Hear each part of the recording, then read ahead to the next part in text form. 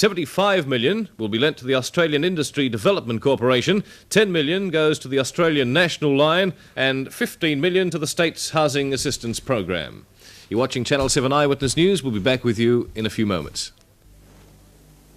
You can fix anything you want at Sally's Handyman Bar. This is the greatest invention of them all, Sally's incredible handyman bar. You know, you can find the solution to literally thousands of problems right here. See the Sally's handyman bar at your hardware store. It's our greatest invention ever because you can fix anything you want at Sally's Handyman Bar.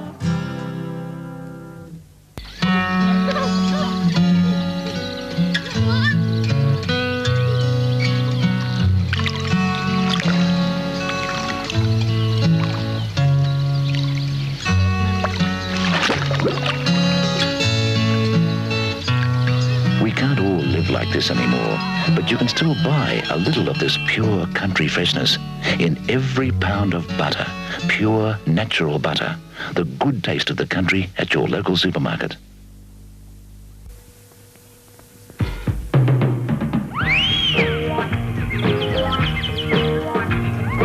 Whistle up a whip, whistle up a whip, whistle up a whip, whistle up a Cadbury caramel whip. Whistle up a whip, whistle up a whip, whistle up a whip, whistle up a Cadbury caramel whip, whistle up a Cadbury caramel whip, caramel whip. Kitty Cat time, eh, Cat? That proves she really cares. Kitty Cat has everything a cat needs for health, with all the extra goodness of Mulcron. She really cares, Cat. Me and Mrs. Jones,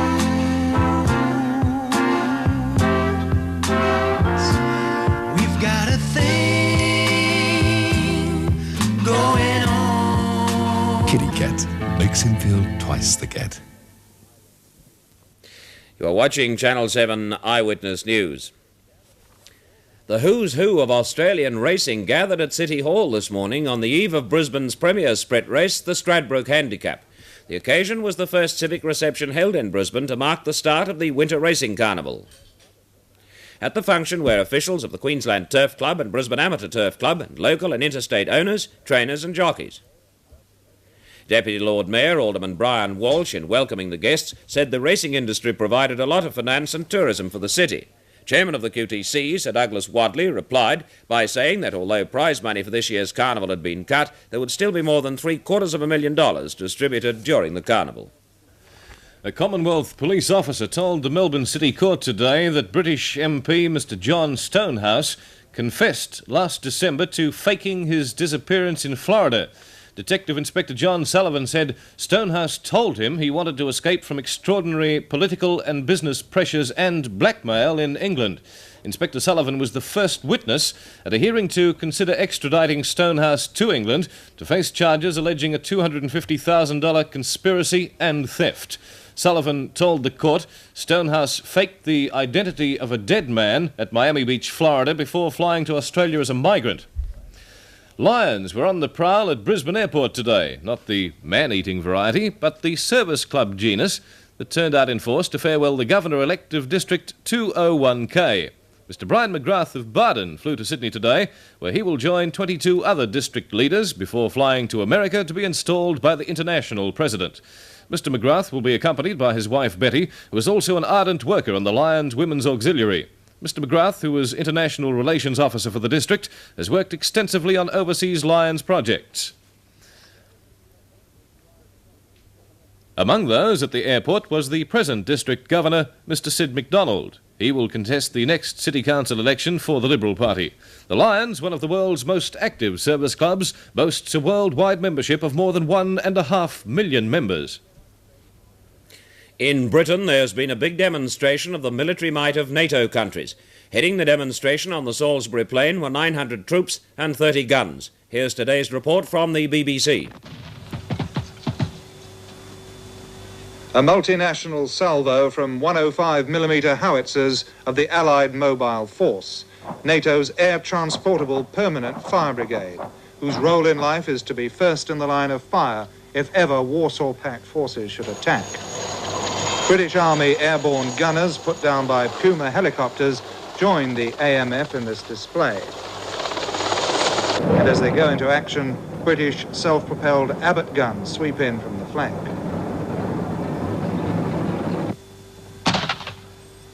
Heavier self-propelled guns capable of firing nuclear shells are also brought into play. The Allied mobile force is unique in its multinational composition and in the philosophy behind it, which, stated brutally, is that the first NATO soldiers to be killed in any future war should belong to as many different countries as possible, to signify that an attack on one is an attack on all. But if the force illustrates NATO's unity, it also shows up its divisions. Ideally, its guns should be standardized, but this is not so. The British, the Italians and the Germans all have the Italian pack howitzer, but the Americans and the Belgians have different types, and there'll be further diversification later this year when the British change to a new light 105. Body contact has made its way back on the dance floor in a new craze that's sweeping the world, but it's not as romantic as it sounds. You could end up covered in bruises, as reporter Linda Scott found out.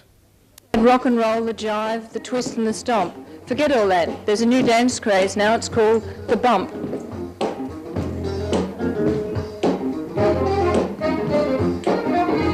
The craze started about 12 months ago in America, and American sailors brought it here.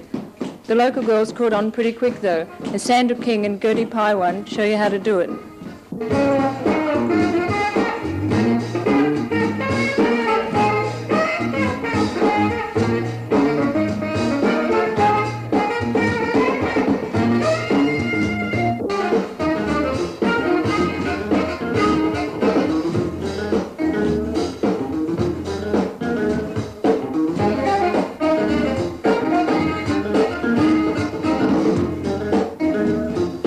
Well, it's different, and if you're young enough and got the energy, why not?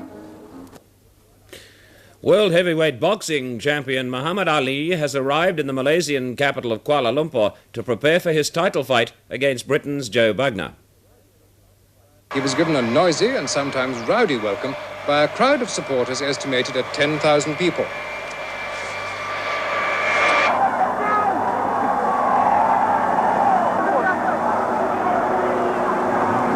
Ali is in Kuala Lumpur for his title fight with Britain's Joe Bugner, the European champion, which is scheduled for July the 1st.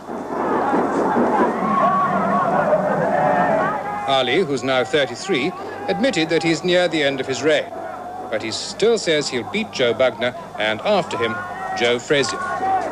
The New South Wales Premier, Mr Lewis, today led an angry wave of outrage at the federal government's $1.6 million handout to the arts.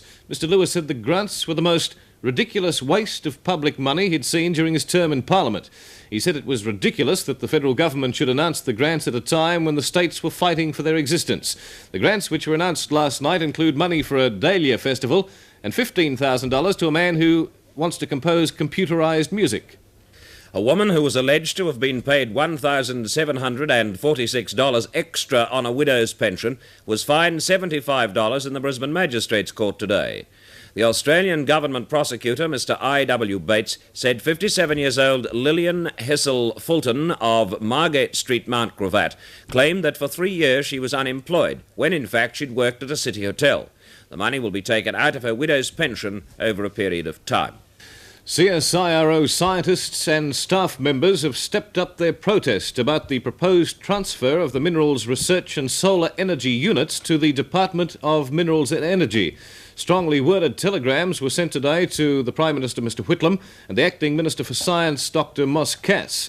They called on the government to reverse its decision, to strengthen the existing structure of the CSIRO and to hold top-level urgent discussions on the move. The Executive Chairman of the CSIRO, Dr Price, has already said the move could destroy Australia's highly respected CSIRO. In just a moment, Channel 7 Eyewitness News continues when Carolyn brings you notes on the weather. Great idea of yours to come south during winter. Let's have some music. A little hot rock will warm me up. That's very good, Brewster. If I could use my fingers, I'd make a note of it. Some things, like penguins, are just naturally built for the cold. Penguins and Brewsters. Not so, however, with petrol. This is why the super shell you buy today is a special anti-stool winter formula. And stalling is not just a nuisance, it can be dangerous. It can be pretty too. Shell winter formula prevents ice from building up in the carburetor by actually lowering the freezing point of the water vapor in the air. In this way, the flow of air and petrol vapor is not impaired when you're idling, and your engine does not stall as a result of icing. So, your drive to work is safer and more relaxing. And more fun too. You've got a local street directory? Anti-stall winter formula. Maybe. She got a sister? It's the little extra you'd expect from Shell. Sugar, yes. Coffee, yes. And did you remember my washing powder? Yes, I got you some lemon fab. Fab? It's great for whitening. But I don't use Fab. You should. With Fab, everything smells so fresh. You know, because Fab's lemon charged. With lemon fragrance. Lemon charged? Oh, come now, you can't expect me to believe. Fab is charged with lemon fragrance, and Fab White is lemon fresh. Look, Chief. What? White tornado. What? White tornado down the street. What a story. Here we are. This'll make the front page. In here. Hang on, fellas, that's my Ajax liquid. A white tornado in a bottle. Yes, Ajax liquid. Smell.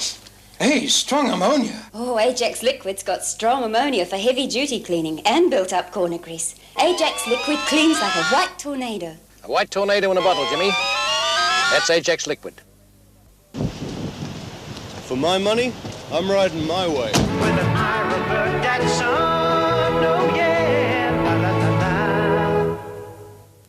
Hello, here's the latest weather report for Friday the 13th, and it's presented by the makers of Spray Fresh. Before I go on with the temperature extremes over the state today, there's a strong wind warning current for all coastal areas along the Queensland coastline, and tonight winds will be from 25 to 30 knots, and these should continue for the next 24 hours, so I'm afraid it doesn't look like a good day for the coast at all tomorrow. Today's maximum reached 31 degrees, which was reported from Palmerville. And just to show you how cold it was last night, the minimum went down to -5 degrees at Bollen, just in here. Well, some interesting things are happening on the weather map today. Northern New South Wales coastal areas had very strong gale winds today, and along the Queensland coast we also had strong winds. These were caused by the combined effect of this high pressure system and this low just here. Also, we had colder temperatures, lower temperatures last night, and the weather has been generally fine though. Saturday, unfortunately, some showers are going to develop in southern coastal areas, and Sunday and Monday should see these showers developing further along the coast to the central and northern coasts. Also, widespread frosts are forecast for the weekend, and there is a moderate to high fire danger for most inland areas. You got all that?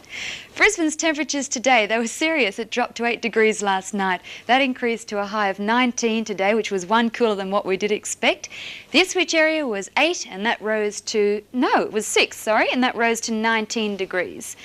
Further south in Sydney, 0.6 of a millimetre of rain was recorded, with temperatures rising from 6 to 16 degrees.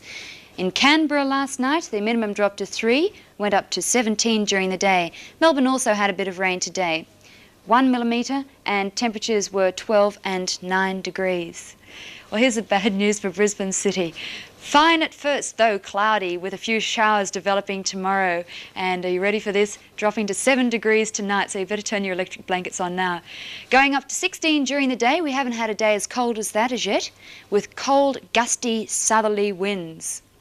If you're watching from Redcliffe in the Bayside area, seas will be rough with southerly 20-knot winds and squally. Don't forget that there's a strong wind warning current for the bay, and a few showers are expected to develop, so you might give the bay a miss tomorrow. If you're interested, though, in the tides, the first high tide of 2.3 metres will be at 12:29 a.m. and low water of 0.3 of a metre at 7:20 in the morning. Toowoomba, just listen to this, it's going to be 0 there tonight. The maximum tomorrow will reach 16 degrees with fine weather. The Ipswich area going to 18, also fine there. Unfortunately for the coast, showers developing tonight on the Gold Coast. The maximum at Southport will reach 16 degrees, and at the Sunshine Coast, fine 17 degrees. For those of you flying interstate tomorrow, Sydney, you'll have a few showers there, so take your umbrella, 15 and 7. Canberra, cold and dry weather tomorrow, 11 and 0. It's as bad as Toowoomba. Melbourne should become fine, 13 and 9 degrees, and 15 and 7 for Adelaide with mostly fine weather. I don't think there'll be too many of you getting up in time for sunrise, but in case you're interested, it's at 6:36 a.m. Sunset tomorrow at 5 p.m. Despite the cold weather, enjoy the long weekend while you've got it. And after this break, we're going back to Brian and Mike. Good night. Visitors! Visitors! When people from the big smoke come to our land, we greet them with a smile and a welcoming hand. City and country, what's in a name? In the eyes of Spray Fresh, they're one and the same. Visitors, visitors, scrub till you're sore, soaping and soaking and scrubbing some more, just to make sure that none of it's lost. We all got Spray Fresh, don't waste a wash. All got Spray Fresh, don't waste a wash. Soft hair, clean hair, great to be seen here. Everybody shines with Loxane. With protein for normal hair, lemon for oily hair, enriched for dry hair, seaweed for problem hair, the one that gives you perfect care. Everybody shines with Loxane. Your bulletins on Saturday and Sunday will be presented by John Fleming and Karen Berkman. Mike and I will be back with 7 Eyewitness News and you on Monday night at 6 o'clock. Good night. Good night, everyone. Enjoy your weekend. God bless.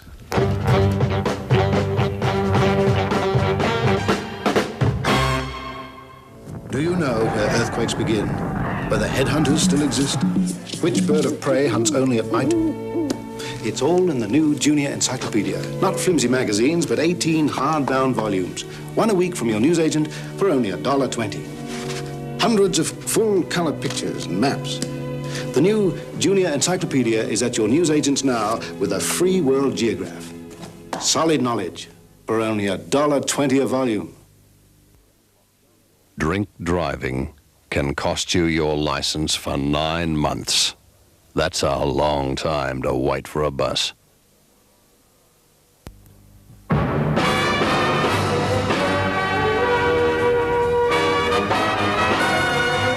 When they're the best around, you know you'll find them on 7, The Entertainers.